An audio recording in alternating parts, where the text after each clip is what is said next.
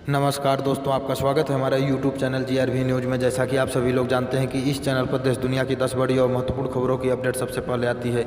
इसी के साथ चलते हैं सबसे पहली बड़ी खबर की ओर। विधानसभा चुनाव से पहले मोदी पुडुचेरी को दिए विभिन्न विकास परियोजनाओं की सौगात। प्रधानमंत्री नरेंद्र मोदी गुरुवार को पुडुचेरी के कई जन कल्याणकारी परियोजनाओं का शुभारंभ किया और साथ ही कुछ शिलान्यास भी किए। प्रधानमंत्री इस दौरान सागरमाला योजना के तहत माइनर बंदरगाह का शिलान्यास किया तथा राष्ट्रीय राजमार्ग 45A को 4 लेन में परिवर्तित किए जाने और कराईकल जिले में मेडिकल कॉलेज भवन के नए परिसर के निर्माण की आधारशिला रखी। के साथ अगली खबर, फिर बढ़ा रसोई गैस का दाम। तेल कंपनियों ने आज फिर LPG सिलेंडर का दाम बढ़ा दिया है।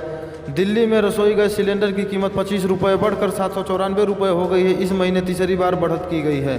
दिल्ली में गैर सब्सिडी वाला 14 किलो 200 ग्राम वाला सिलेंडर 794 रुपये हो गया है।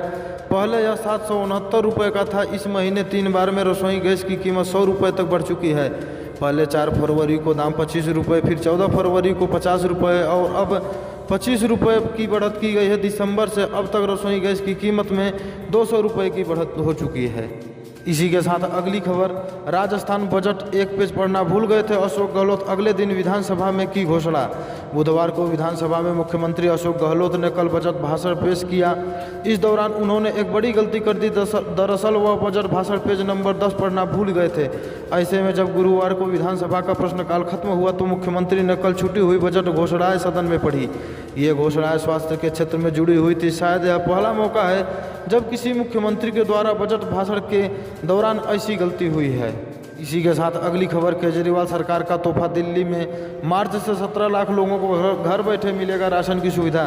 दिल्ली सरकार ने राशन की डोर स्टेप डिलीवरी का गजट नोटिफिकेशन जारी कर दिया है। इसके बाद मार्च से दिल्ली के लगभग 17 लाख लोगों को घर बैठे सरकार द्वारा दिए जाने वाले सस्ते राशन की डोर स्टेप डिलीवरी ले सकेंगे। राशन की डोर स्टेप डिलीवरी के लिए दिल्ली सरकार अतिरिक्त चार्ज लेगी।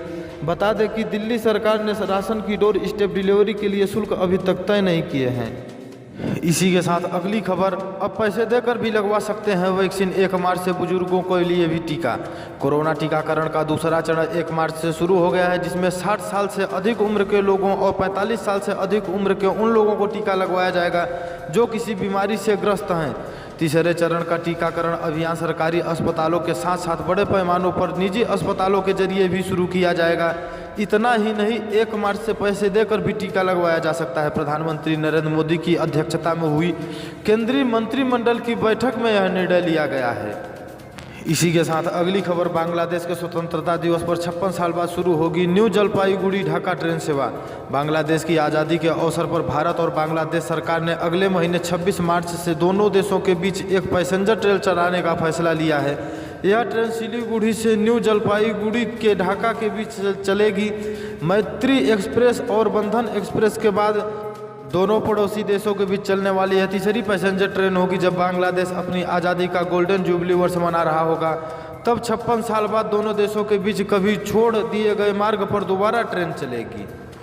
इसी के साथ अगली खबर, बच्चों के लिए वैक्सीन कब। भारत बायोटेक ने मांगी ट्रायल की मंजूरी तो सरकार बोली पहले डाटा दिखाओ। भारत ने भले ही 2 वैक्सीन कोविशील्ड और कोवैक्सीन के साथ टीकाकरण अभियान चला रही है, मगर अब तक बच्चों के लिए एक भी टीका नहीं बना है। राष्ट्रीय ड्रग्स कंट्रोलर ने बच्चों पर कोरोना वायरस की वैक्सीन का क्लिनिकल ट्रायल करने की अब तक किसी को भी अनुमति नहीं दी है। इस बीच बच्चों के लिए यानी कि 18 साल से कम उम्र पर अपनी वैक्सीन का टेस्ट करने के लिए भारत बायोटेक ने सरकार से मंजूरी मांगी। बता दें कि भारत सरकार ने भारत बायोटेक और सीरम की वैक्सीन को मंजूरी दी है। वे सिर्फ वयस्कों के लिए है। राष्ट्रीय ड्रग्स नियामक central drugs standard control organisation की विशेषज्ञ समिति को हैदराबाद स्थित भारत बायोटेक इंटरनेशनल द्वारा एक आवेदन प्राप्त हुआ, जिसमें 5 वर्ष से 18 वर्ष तक के बच्चों के लिए वैक्सीन कोवैक्सीन के तीसरे चरण की क्लिनिकल ट्रायल की मंजूरी की मांग की गई थी। कंपनी की इस मांग पर सुनवाई के दौरान समिति ने कंपनी से कहा कि वह बच्चों पर कोवैक्सीन का परीक्षण करने की अनुमति देने से पहले उसका डाटा और उसके असर को देखना चाहेगी जो वयस्कों को दिया जा रहा है। यानी कंपनी को बच्चों पर वैक्सीन के ट्रायल की मंजूरी लेने से पहले वयस्कों पर इसका क्या असर हुआ है, इसका प्रभावकारिता डेटा देखना चाहेगी। इसी के साथ अगली खबर, RBI गवर्नर शक्तिकांत दास ने कहा रिजर्व बैंक डिजिटल मुद्रा पर कर रही है काम। क्रिप्टो करेंसी से होगी अलग। भारतीय रिजर्व बैंक डिजिटल मुद्रा पर काम कर रही है जो क्रिप्टो करेंसी से अलग है। रिजर्व बैंक के गवर्नर शक्तिकांत दास ने कहा कि हम तकनीकी क्रांति में पीछे नहीं रहना चाहते हैं। ब्लॉकचेन टेक्नोलॉजी के फायदों को पंजीकृत करने की आवश्यकता है। उन्होंने क्रिप्टो करेंसी को लेकर कुछ चिंताएं जताई। Bombay chairman of commerce and industry के 125वें फाउंडेशन दिवस पर बोलते हुए शक्तिकांत दास ने कहा कि भारत सफलता की राह पर आगे बढ़ने की दहलीज पर खड़ा है। पेट्रोल के दाम में लागत बढ़ने वाले कारक हैं। इस मामले में केंद्र और राज्यों को मिलकर ईंधन के दामों में करों को कम करने की समन्वित कदम उठाने की ज़रूरत है। यहीं पे समाचार समाप्त होता है। इसी प्रकार के समाचार को पाने के लिए इस चैनल को सब्सक्राइब करें और ज़्यादा से ज़्यादा शेयर करें।